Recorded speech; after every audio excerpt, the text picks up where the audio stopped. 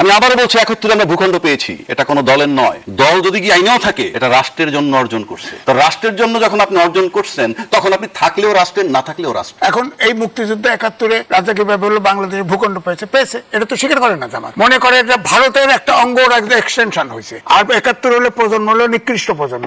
তখন বলে, তখন তো আমাকে বলতেই হবে যে জামাত পাকিস্তানের সহযোগী সদস্য ছিল। তারা রাষ্ট্রীয়ভাবে আপনার তাদের রাজনৈতিক সিদ্ধান্ত নিয়ে আপনার পাকিস্তান হানাদার বাহিনীকে সহযোগিতা করেছে। আমি আমার কথা বলবো, আমি নিজে মুক্তিযোদ্ধা ছিলাম। আমি বলতেছি যে মুক্তিযুদ্ধের উপরে কেউ কটাক্ষ করলে আমার কাছে মনে হয় আবার আমি অস্ত্র ধরি। এই গণতন্ত্র নিয়ে আমরা কি করলাম? গণতন্ত্রের বহুবিধ রূপ দেখলাম। ৭২ সালে যদি শুরু করেন আপনি, ৭২ সালে যার সাথে টুটি চেপে ধরা হলো, সেটা কি মুক্তিযুদ্ধের চেতনা ছিল? তখন যেভাবে রক্ষী বাহিনী দিয়ে মানুষকে ধরা হতো, সেটা কি মুক্তিযুদ্ধের চেতনা ছিল? এরপর ৭৫ কিলিং হলো, তারপরে দেশের একটা পরিবর্তন হয়ে গেল, তারপর সৃষ্টি হলো আবার ১৭ বছর মুক্তিযুদ্ধের চেতনার নামে, বিচারের নামে, এই হত্যাকাণ্ডের বিচার, বঙ্গবন্ধু হত্যাকাণ্ডের বিচার, স্বাধীনতা বিরোধীদের বিচারের নামে আমরা দেখলাম যে অনেক কিছু করা হলো। ডান দিক থেকে পরিচয় পর্ব শুরু করছি। আছেন অবসরপ্রাপ্ত মেজর ডক্টর নাসির উদ্দিন আহমেদ, রাজনীতি ও নিরাপত্তা বিশ্লেষক। এর পরপরই আছেন এম এ আজিজ, সিনিয়র সাংবাদিক। আমার সর্বডানে আছেন অ্যাডভোকেট আবু হেনা রাজ্জাকি, আইনজীবী, সুপ্রিম কোর্ট ও রাজনীতি বিশ্লেষক। তিনজনকেই স্বাগত জানাচ্ছি আজকের আলোচনায়। অ্যাডভোকেট আবু হেনা রাজ্জাকি, আপনাকে দিয়ে আলোচনাটা শুরু করি। যেমনটি বিএনপি মহাসচিব মির্জা ফখরুল ইসলাম আলমগীর অভিযোগ করেছেন, যারা ৭১কে ভুলিয়ে দিতে চায় তারা কখনো বাংলাদেশে বিশ্বাস করে না। বর্তমান রাজনীতিতে এই সন্দেহ কেন তৈরি হলো? ধন্যবাদ আপনাকে এবং আমার দুই সহ-আলোচক এবং নিউজ 24-এর দর্শক শ্রোতা। ২৪-এর গণ অভ্যুত্থানের পরে সংক্ষেপে যদি বলি, আজকের এই সরকার হিসাব মতো আসার কথা ছিল ২০২৯-এ, সেই সরকার আসলো ২০২৬-এ। এই নির্বাচন শুধুই মানে জুলাইয়ের অভ্যুত্থানের কারণে এটা পাইছেন, আর কোনো কারণ নাই, আর কোনো যুক্তি নেই এখানে।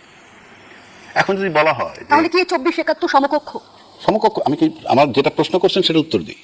এখন যদি কেউ বলে যে ২৪-কে যদি আমরা হাইলাইট করি তাহলে ৭১ কবর হয়ে যায়, ৭১ ঢাকা পড়ে যায়, তাহলে জুলাইয়ের কৃতিত্ব তাদের নেওয়া উচিত না? তো বিএনপি তো বলছে যে জুলাই তারা করেছে, এবং এমনও বলছে যে আমরা যদি নির্বাচনে না যেতাম তাহলে হয়তো জুলাই হতো না। তাহলে জুলাই আপনারা করলেন কেন? আমি কৃতিত্বের প্রশ্নে বলছি। আমরা আনুষ্ঠানিকভাবে দেখেছি যে জুলাইয়ের দায়িত্ব বা জুলাইয়ের কৃতিত্ব তারা নিচ্ছেন। পাশাপাশি জুলাই যখন চলমান, তখন তাদের দায়িত্বশীল ব্যক্তিরা বলছেন আমরা এর ভিতরে নাই। দুটো কথাই কিন্তু আছে। তাহলে আপনারা জুলাই করলেন কেন? ২৯ পর্যন্ত অপেক্ষা করতেন। ৫ মাস পরে শাহাবুদ্দিন কি বা বিদায় দেওয়া লাগলো কেন? আপনি কবর দেন কিভাবে একটা ইতিহাস? আজকে নাসির ভাই একটা বয়স পার হয়ে আসছে, আজিজ ভাই একটা বয়স পার হয়ে আসছে, আমি একটা বয়স পার হয়ে আসছি। আপনি বলেন তো কে কার ইতিহাস ভুলছেন? কি আলাপ এগুলো? আমি আবারও বলছি ৭১ আমরা ভূখণ্ড পেয়েছি, এটা কোনো দলের নয়। দল যদি কি আইনেও থাকে, এটা রাষ্ট্রের জন্য অর্জন করছে। তো রাষ্ট্রের জন্য যখন আপনি অর্জন করছেন, তখন আপনি থাকলেও রাষ্ট্রের, না থাকলেও রাষ্ট্রের। কিন্তু স্বাধীনতার ৫৩-৫৪ বছর পর, এই ভূখণ্ড যখন স্বাধীন হওয়ার পর থেকে একটা পরিবার বা একটা দল দখল করে রাখছে একচ্ছত্রভাবে। বড় বড় আর্মি অফিসার আয়নাঘরে ছিল, নির্বিকার বাকি আর্মি অফিসাররা ক্যান্টনমেন্টে বসে তাকায় দেখছিল, যেটা স্টাবলিশ করে দেশের সার্বভৌমত্ব ছিল না।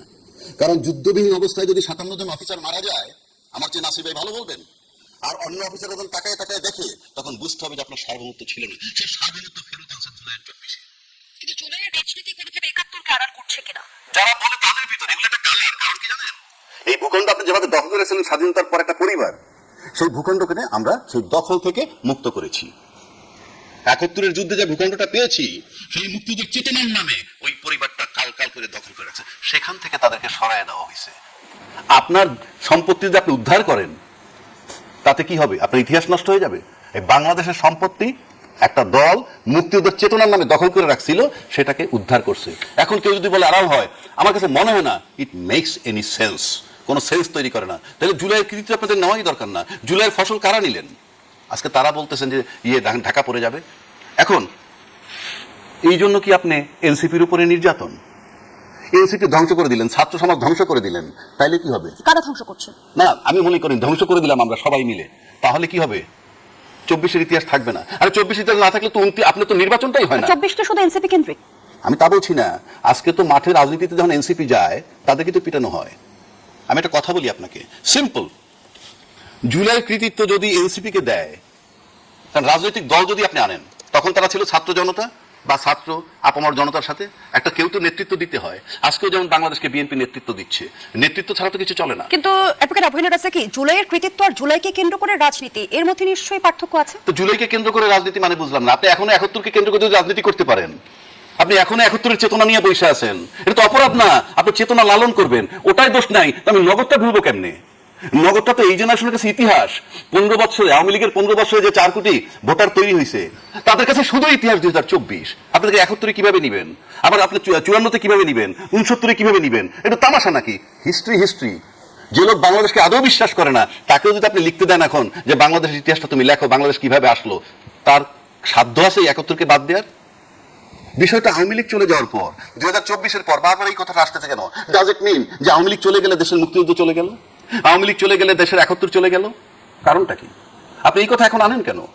আপনার লাইফের চেঞ্জ আপনি দেখেন না। আপনার লাইফের চেঞ্জ দেখেন না। আপনার জীবনে কতবার জুতা মানে পরিবর্তন করছেন, কত কিছু পরিবর্তন করছেন। আপনার বাবার নাম ভুলে গেছেন, আপনার মায়ের নাম ভুলছেন, চেঞ্জ হয়েছে। এগুলো হলো কথার কথা। আপনি কি রাজনীতি করতেছেন? আপনি 3টা দল এখন পার্লামেন্টে আছে। 3টা দল প্রথম অধিবেশনে আলোপ করলো কি? গুপ্ত সুপ্ত, স্বাধীনতা পক্ষ শক্তি, বিপক্ষ শক্তি। পৃথিবীর কোন দেশে এই আলোচনাটা হয়? স্বাধীনতার বিপক্ষ শক্তি তো রয়েছে, এটা তো আমাদের বাস্তবতা। কে স্বাধীনতার বিপক্ষ শক্তি? সেটা কি আমরা অস্বীকার করতে পারবো? স্বাধীনতার বিপক্ষ শক্তি এটা কে? মানে আপনার সাথে মত না মিললেই আপনি বিচার করছেন না স্বাধীনতার বিপক্ষের শক্তির?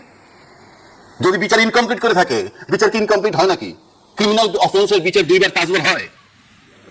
আপনি যে সেই বিচার করলেন, তখন কি ইনকমপ্লিট ছিল? আপনি বলেন না ক্রিমিনাল অফেন্স এটা কি কয়বার করে? এখনো যদি আপনি মনে করেন যে মুক্তিযুদ্ধ বিরোধী লোক আছে, স্বাধীনতা বিরোধী লোক আছে, আপনি কেন অভিযোগ তৈরি করেন না? আপনার সমস্যাটা কোথায়? রাষ্ট্র বসে আছে কেন?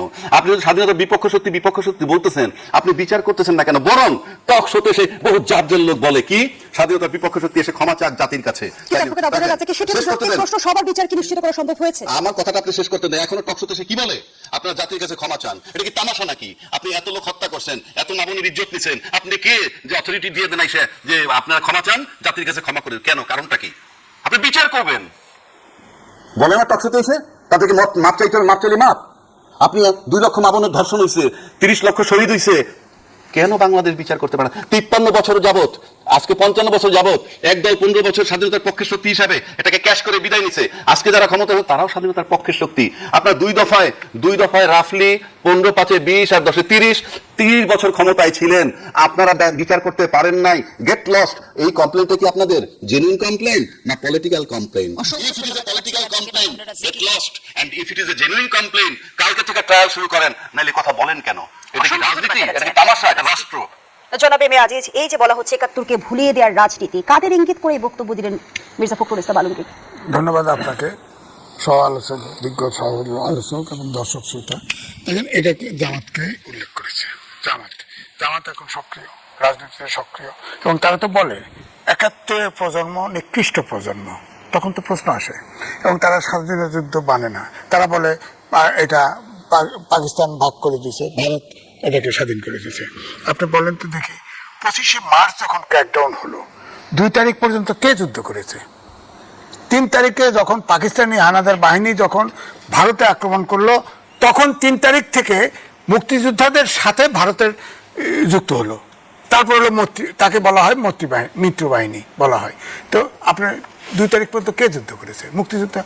এখন এই মুক্তিযুদ্ধ 71-এ রাজাকে বললো বাংলাদেশে ভূখণ্ড পেয়েছে, এটা তো স্বীকার করে না জামাত। মনে করে এটা ভারতের একটা অঙ্গ, একটা এক্সটেনশন হয়েছে। আর 71 হলে প্রজন্ম হলো নিকৃষ্ট প্রজন্ম। তখন বলে, তখন তো আমাকে বলতেই হবে যে জামাত পাকিস্তানের সহযোগী সদস্য ছিল। তারা রাষ্ট্রীয়ভাবে আপনার তাদের রাজনৈতিক সিদ্ধান্ত নিয়ে আপনার পাকিস্তান হানাদার বাহিনীকে সহযোগিতা করেছে। তখন 3টে দল সহযোগিতা করেছে, একটা জামাত, একটা নিজামে ইসলাম, একটা মুসলিম লীগ। তখন অবশ্য জামাত দুর্বল ছিল, ঠিক। তখন তো ওই প্রাদেশিক সরকারে জামাতের মন্ত্রীও ছিল। তারা সিদ্ধান্ত নিয়ে যেটা বলেছে যে পাকিস্তান 71, আমি বলি আর কি, 71 যে দেখে নাই, যার বাপ দেখে নাই, যার দাদা দেখে নাই, তার নির্মমতা বুঝবে না। আমার কথা হচ্ছে, সেদিন প্রশ্ন করে যে ওসমানী কেন ছিল না? আরে ওসমানী নিজে বলছে যে ওখানে যদি ভারতের সেনাপ্রধান থাকতো আমি থাকতাম। ওখানে তো আসছে মিত্র বাহিনীর ফোর্স আসছে, এই জন্য সে আসে নাই। সে স্টেটমেন্ট আছে। সেখানে তো আমাদের উপপ্রধান, উপসেনাপতি মুক্তিযুদ্ধের ছিল, এয়ার ভাইস মার্শাল কি নাম ভুলে গেছি, ইয়ার ভাইস মার্শাল ছিলেন, খন্দকার খন্দকার ছিলেন। তো সেখানে তো বলা হয়েছে যে সারেন্ডারিং ডকুমেন্ট, যে ডকুমেন্ট আমার কাছে আছে, অরিজিনাল ডকুমেন্ট আমার কাছে আছে, অক্সিলারি ফোর্স সহ পাকিস্তানের হানাদার বাহিনী সারেন্ডার করেছে। অক্সিলারি ফোর্স মানে আমরা বলি রাজাকার, রাজাকার তো অক্সিলারি ফোর্স না, রাজাকার গরিব দুঃখী মানুষ বেতনভুক্ত কর্মচারী ছিল। অক্সিলারি ফোর্স হলো হানাদার, আল-শামস, পিস কমিটি ইত্যাদি ইত্যাদি, যারা বেতন ছাড়া বাই ডিসিশন পলিটিক্যাল কারণে যারা পাকিস্তান হানাদার বাহিনীকে সাহায্য করেছে, তারা হচ্ছে অক্সিলারি। বিচার হলে কি দায় মুক্তি মিলে না, গণ অভ্যুত্থানে করা অনেকে ক্ষমা, আমি তো বরাবর বলছি না, গণহত্যার কোনো ক্ষমা হয় না, গণহত্যার কোনো ক্ষমা হয় না। সেটাই তো, বিচার করেন। বিচার হবে, হবে বিচার হবে, এখন বিচার হবে না কেন? বিচার সময় গড়ালে ইতিহাস ম্লান হয় কি? না, ইতিহাস কখনো ম্লান হয় না। ইতিহাস ইতিহাসই থাকবে। ইতিহাস, বাংলাদেশ আছে, বাংলাদেশের ভূখণ্ড আছে, ইতিহাস থাকবে, ইতিহাস থাকবে। এখন কেউ যদি, এখন সমস্যাটা ওই জায়গায় বাড়ছে, যখন 71-এর প্রজন্ম নিকৃষ্ট প্রজন্ম বলেন, তখন 71-এর প্রজন্ম ঠিকই জেগে ওঠে। কারণ আমি তো বললাম যে 25শে মার্চ থেকে 2 ডিসেম্বর পর্যন্ত তখন তো পাকিস্তান ভারতীয় যুদ্ধ করে নাই, যুদ্ধ করেছে পাকিস্তান। যখন 3 তারিখে আক্রমণ করলো, তখন এটাকে ভারত বলতে চায় যে এটা ভারত পাকিস্তান যুদ্ধ, তারা ওইভাবেই চিন্তা করে। কিন্তু আমাদের বাংলাদেশের নাগরিক কেন এটা বলবে? কেন বলবে? আপনি পাকিস্তানের, বাংলাদেশের ভাত খাচ্ছেন, বাংলাদেশে আছেন, বাংলাদেশ মানবেন না, যান পাকিস্তানে যান, সমস্যা কি? পাকিস্তানে যান, পাকিস্তান পছন্দ হলে পাকিস্তানে যান। আমরা ভুল করছি, সমস্যা কি? বাংলাদেশ পাইছি, এই বাংলাদেশ গরিব দরিদ্র যাই থাকুক এখানেই থাকবো। আপনার পাকিস্তান ভালো লাগে, পাকিস্তানে চলে যান, সমস্যা নাই, বিচার নিয়ে চলে যান। এখন দুর্ভাগ্য জাতি দেখেন, পাকিস্তান আর ভারত, বাংলাদেশ যদি হকি খেলা দেন, ক্রিকেট খেলা দেন, বাংলাদেশ ভারতের ইয়ে পাবেন, সমর্থক পাবেন।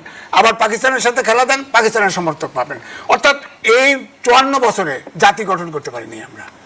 এটা রাজনীতিবিদদের জন্য হয় নাই, যেটা রাজা কিভাবে বললো, হ্যাঁ মুক্তিযুদ্ধের চেতনা বিক্রি খাওয়ার পরেই তো রাজাকাররা মাথা ছাড়া দিয়ে উঠছে।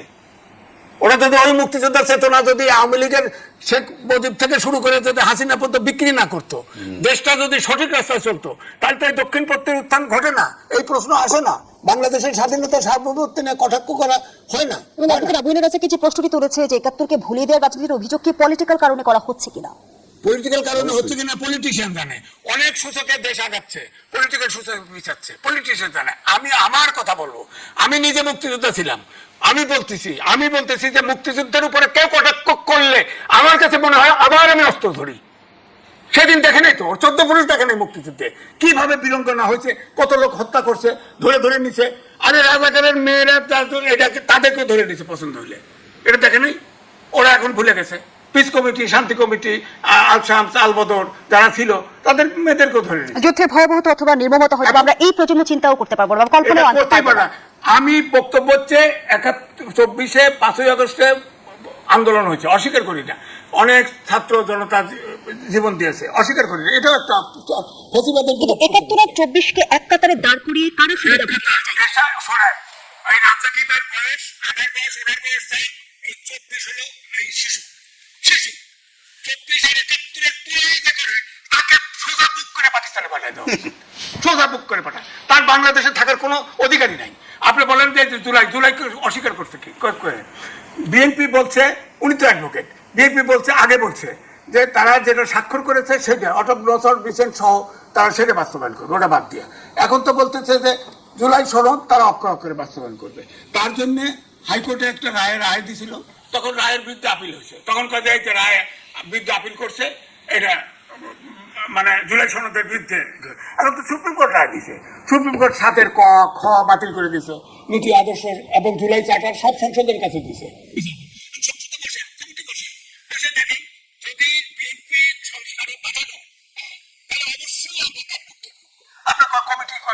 আমি অপোজিশন লিডারকে বলতে শুনলাম, হ্যাঁ কমিটি করেন, 50-50 রাখেন, সমান কেন রাখবে? সংসদে একজনের 2 থাকবে মেজরিটি, কমিটি করছে 12 জনের, 7-5-12, আপনি 5 জন যান, 5 জন যা আর্গু করেন, যদি না মানে সেটা এসে মাঠে বলেন, আমরা আপনার পক্ষে বলবো। অসংখ্য ধন্যবাদ জানাচ্ছি, এই জন্য ধন্যবাদ জানাচ্ছি।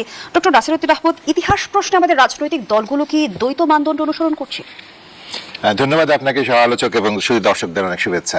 আমরা জাস্ট এই আলোচনা শুরু করার আগে যখন অপেক্ষা করছিলাম আজিজ ভাইয়ের সাথে আমি কথা প্রসঙ্গে ভারতীয় রাজনীতির এবং তরুণদের যে আন্দোলনটা ওখানে হচ্ছে ককরোচ বাহিনীর সেটা নিয়ে কথা বলছিলাম এবং প্রসঙ্গ করে আমি বলেছিলাম যে ব্রিটিশরা একটা জিনিস আমাদেরকে শিখিয়ে দিয়ে গেছে, ডিভাইড অ্যান্ড রুল। যখনই আন্দোলন হবে